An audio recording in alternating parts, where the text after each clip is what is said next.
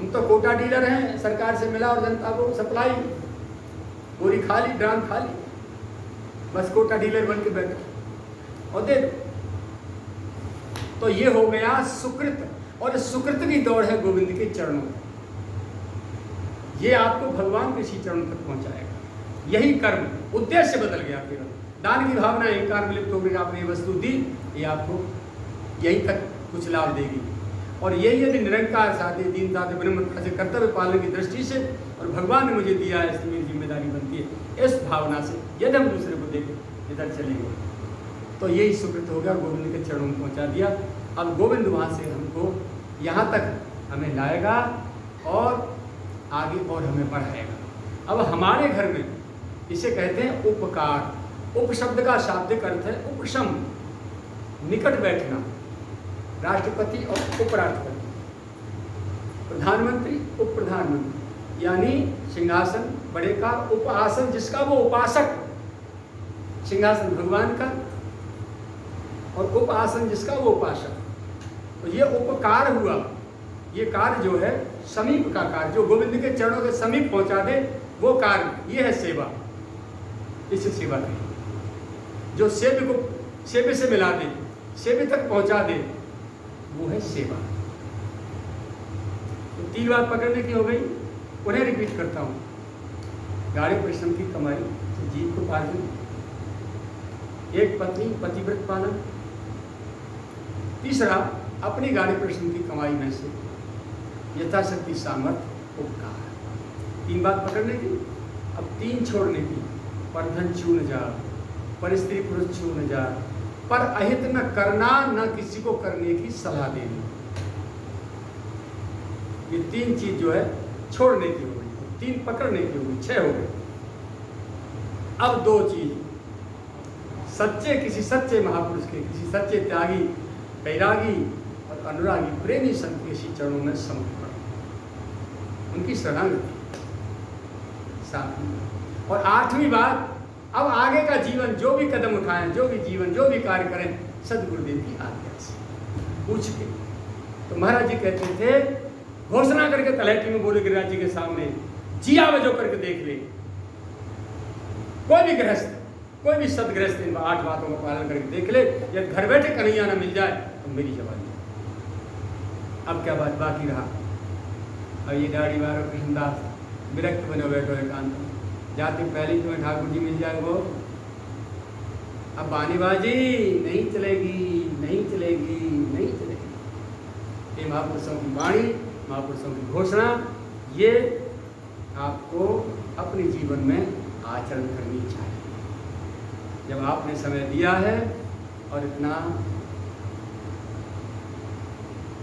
बकवा रहे हो, बुलवा रहे हो, तो कुछ तो इसमें से काम में ले लेना, जिससे हमारा बकना सफल हो जाए। अब आगे चलते हैं। अपने साधन और साध्य को चिंतन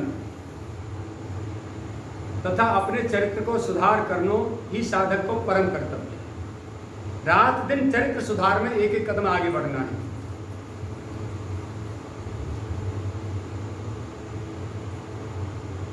वृत्तम यत्नेन संरक्षेत। वृत्त कहते हैं चरित्र को। चरित्र को पूरे यत्न पूर्वक उसकी सुरक्षा करनी चाहिए। वृत्तम यत्नेन संरक्षेत। और वित्त मायात याति च। वित्त कहते हैं धन, वृत्त कहते हैं धन, अपना चरित्र, और वित्त कहते हैं धन। वित्त मायात याति च, धन तो आता हो जाता है, वो आपका न हुआ न होगा।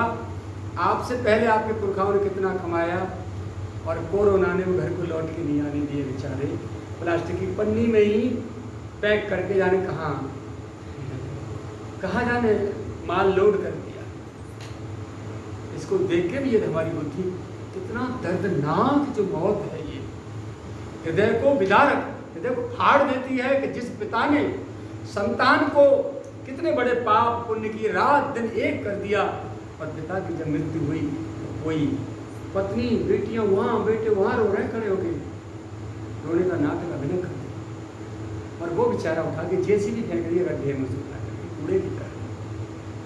ये जब घटना मैंने देखी ना मोबाइल पर, मेरा हृदय फट गया। गोविंद, ये सब सिखाने के लिए आपने कोरोना का अवतार लिया, क्योंकि रात दिन इतना तेजी से जनता भाग रही है, रात दिन आदमी भूल गया भगवान को, माता पिता और रिश्तों का कोई मतलब अर्थ नहीं रह गया। केवल पैसा, केवल पैसा, केवल पैसा, हाय हाय हाय हाय हाय हाय हाय हाय हाय। उसमें ब्रेक लगा, एकदम स्पीड ब्रेक लगा दिया, जाम कर दिया पूरी सृष्टि का चक्का उसने। इसलिए कोरोना बीमारी नहीं है, ये कोरोना भगवान का अवतार है।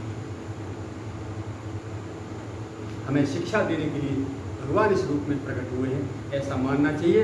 और शिक्षा लेकर के 2 कदम जो माया में बढ़ रहे हैं, 4 कदम पीछे हट के और ट्रैक बदल के भगवान के लिए अपना जीवन जीना चाहिए।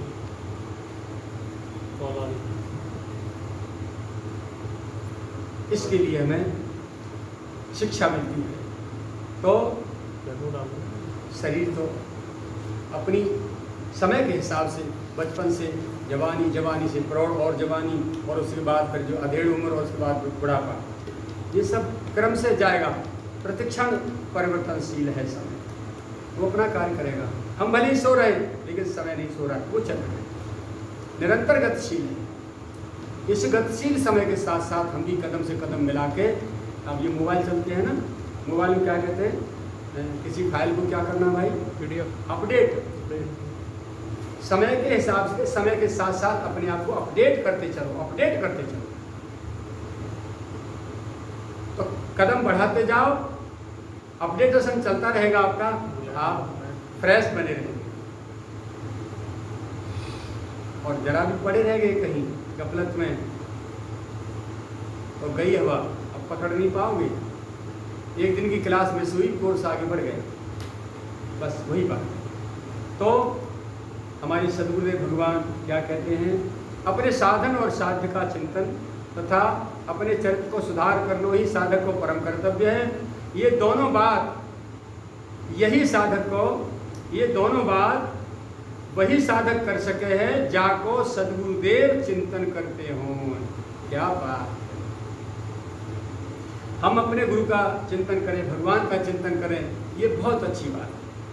लेकिन हमारे स्वभाव, वृत्ति, आचरण, आहार, व्यवहार, रहनी और उनके द्वारा दी हुई प्रदत्त साधना को हम अक्षर से पालन करके आगे बढ़ रहे हैं, तो अब हमारी वो स्थिति बन जाएगी उसी समय में कि सद्गुरु और हमारे इष्ट हमारा चिंतन करने के लिए विवश हो जाएंगे।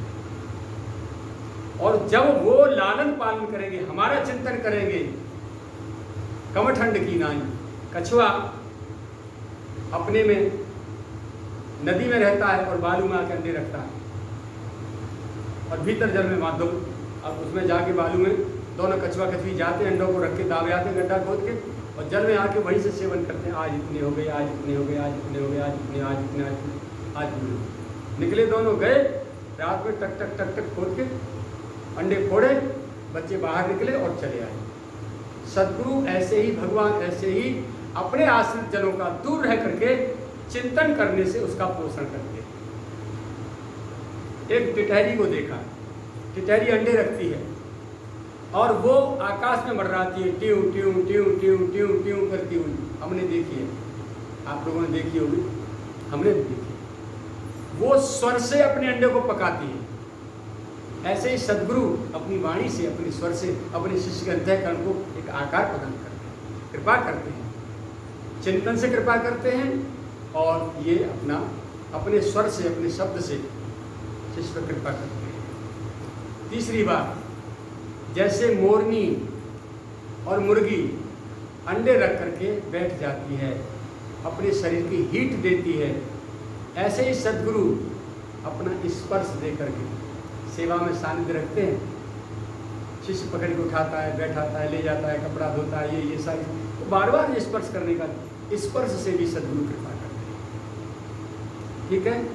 और मछली जल में अंडे छोड़ देती है अपनी, और उसके ऊपर तैरती रहती है, झिक झिक झिक झिक झिक झिक झिक झिक झिक झिक, और दृष्टि उस अंडे पर रखती है, वो दृष्टिपात से अपने अंडे को पकड़ देती है। ऐसे ही सद्गुरु एक बार देख लिया ना, मधुर प्यार भरी दृष्टि से वो शिष्य का एक आकार मिल गया, कल्याण हो गया। इस प्रकार सद्गुरु और इष्ट हमारा पोषण करते हैं। पर कब? इस क्लास के हम अपना पात्र तो बने, कम से कम अपने को उसके योग्य तो हम बनाएं। डूबे पड़े गुटखा में, लहसुन प्याज में, छूट नहीं रहा है और चाहेंगे दूसरे की तरह हमको कृपा मिल जाए, भगवान का दर्शन हो जाएगा महाराज जी हमको। हाँ भैया, भगवान तो रात दिन दर्शन दे रहे हैं, लेकिन चश्मा उतारो तो चढ़ का, बिना चश्मा के देखो तो दिखाई देगा। नीला चश्मा लगा के सूर्य को देखो तो नीला दिखाई देगा, पीला लगा के देखो तो पीला दिखाई देगा, काला लगा के देखो तो पीला दिखाई देगा। और बिना रंग का चश्मा क्लीन दिखा के देखोगे, लगा के देखोगे तो जैसा है वैसा दिखाई देगा। तो बिना विकार की आंखों से यदि हम सामने वाले को देखेंगे, संत को देखेंगे, इन विकारी आंखों से संत सद्गुरु नहीं पहचाने जा सकते, न भगवान का दर्शन हो सकता। हमें दृष्टि पवित्र करनी होगी, और दृष्टि तो एक फल है, साधन नहीं।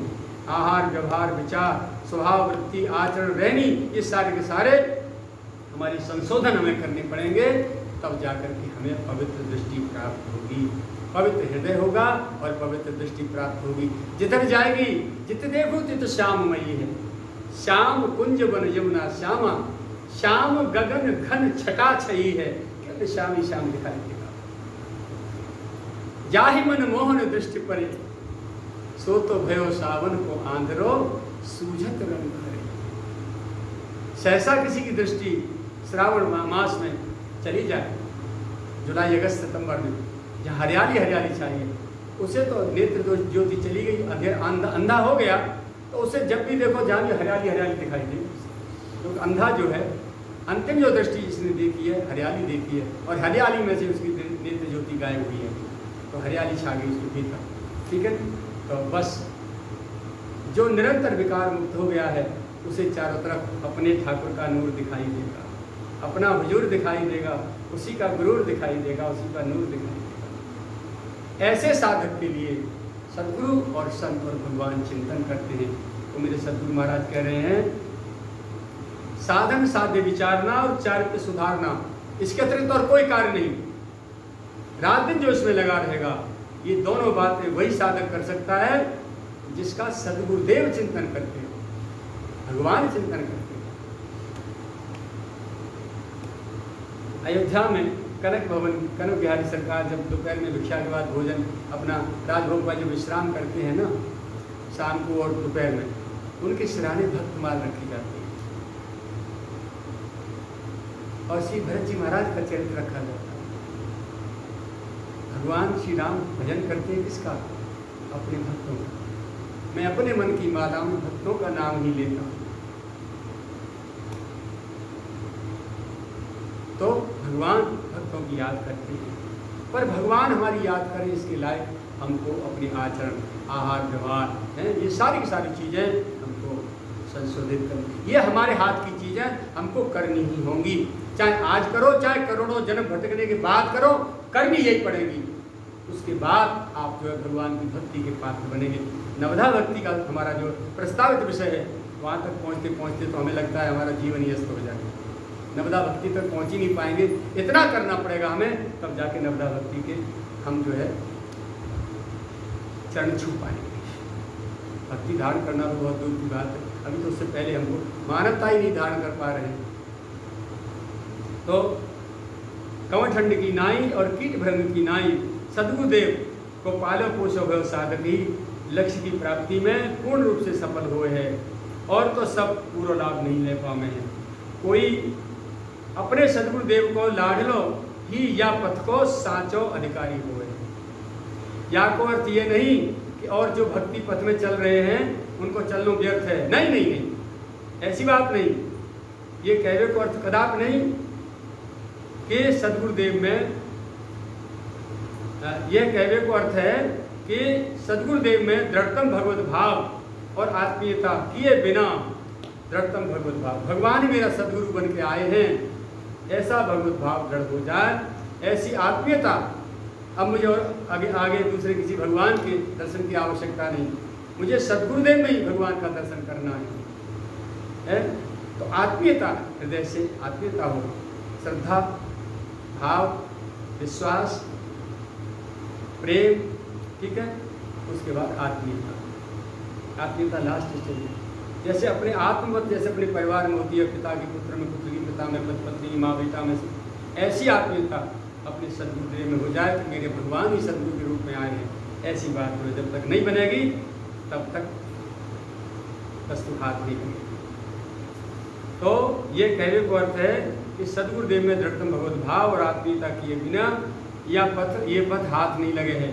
या सो सबको चलते ही रहना चाहिए, निराश नहीं होना चाहिए। कालांतर में ये चलनो ही सार्थक सिद्ध होएगो। हम अपने सदगुरुदेव को चिंतन करें, अपने इष्ट को चिंतन करें, ये बात बहुत ही सुंदर है। हम सौभाग्यशाली हैं, परंतु भगवान और सदगुरु जाको चिंतन करें, बाकी सौभाग्य को तो कोई तोल माप ही नहीं है। शब्दकोश में कोई शब्द ही नहीं है उसके लिए जिसका सदगुरु संत चिंतन करे। वास्तव में वही परम बड़भागी है जाको चिंतन करने के ताई आज सदगुरुदेव और भगवान विवश रह गए। अपनी रहनी, अपनो स्वभाव, अपनो आचरण ये ऐसे बन जाएं कि ये दो लाड़ लड़ाने के ताई विवश है जान। तभी सांचो रस मिले है या प्रेम पथ को या भक्ति मार्ग को, तभी स्वाद मिले है प्रियतम के प्रेम राज्य को, तभी प्रवेश हुए है या अखंड रस सिंधु में। या प्रकार आप दृष्टांत दे दे के साधक जगत को स्वभाव संशोधन करने पर विशेष जोर देते रहते। पूर्वोक्त कथनानुसार अब यदि हम अपने हृदय मणि के स्वभाव को देखें तो दीपक लेके ढूंढ में सोहूं, कोई अवगुण की छाया तक बहुत दर्शन नहीं हुए। सीमातीत सरलता, सीमातीत विनम्रता, सीमातीत दीनता, सीमातीत कोमलता, सीमातीत गंभीरता, सीमातीत शांति ही अखंड भरी मिले है। एक एक सद्गुण सीमातीत ही दर्शन दे है उनकी रहनी में। अस स्वभाव कहूँ सुनऊ न देखूँ के खगेश रघुपति समलेखूँ। बात स्वभाव की अब अधूरी नहीं, थोड़ी सी मन में थी, मानस में से कुछ कहें, लेकिन अब शॉर्ट में कर लेते हैं। आज क्योंकि समय आपका प्रस्तावित समय 8:30 बजे जा रहे हैं, ठीक है। एक पद हमको गाना है और उसका आनंद लेना है।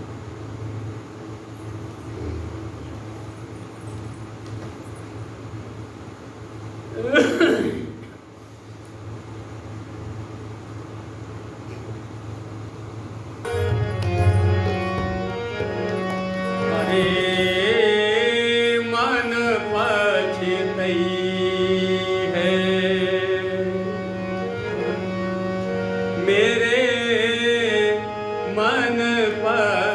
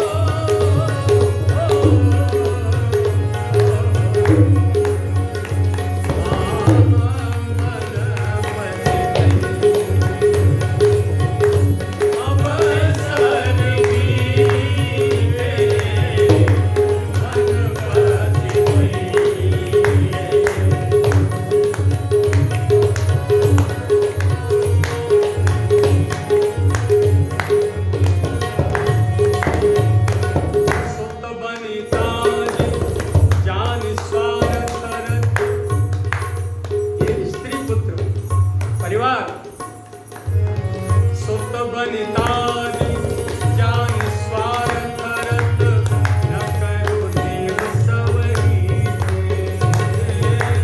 सुत बनितादि जान स्वार्थ रत न करो देव सवरी अंतहु तोय तजिंगे पावन कोरोना में छोड़ रहे सब अंतहु तोय तजिंगे पावन तू न तजे अवधि से मन पाच अवसर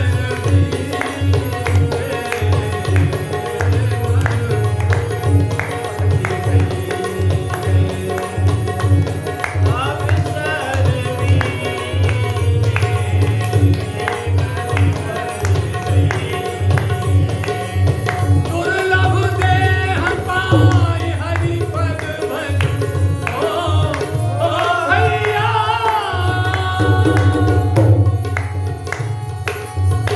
दुर्लभ देह पाय हरि पद भज कर्म बचन और हीरे मन भज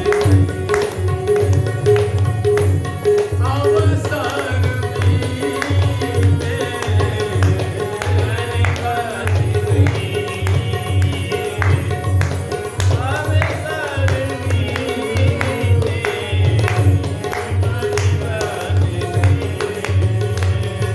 अवनाथ ही अनुराग जाग जड़ो त्याग दुरासा कीते अवनाथ ही अनुराग जाग जड़ त्याग दुरासा कीते तुझे न काम लगी तुलसी कम विषय भोग बहु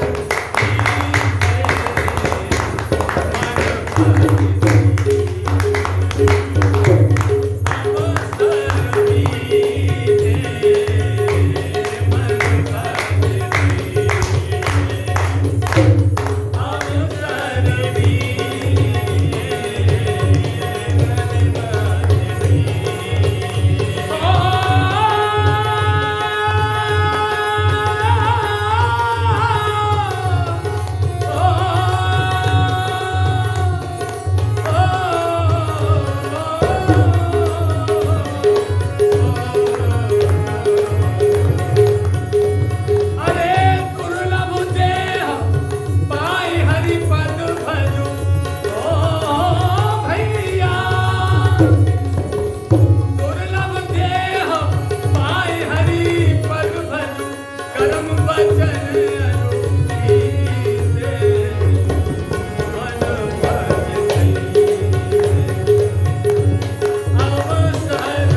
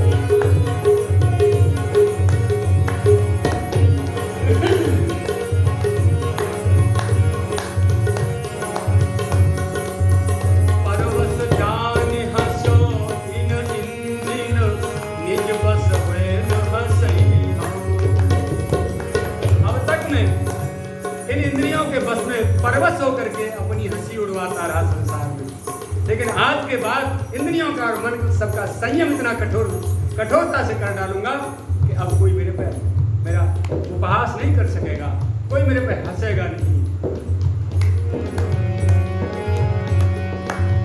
परवश जान हंसो इन इंद्रिन निज बस हुए न हंसई हो। परवश जान हंसो इन इंद्रिन निज बस हुए न हंसई हो। मन मधु करे मन मधु पहि मन करि तुलसी रघुपति पद कमल बसई हो।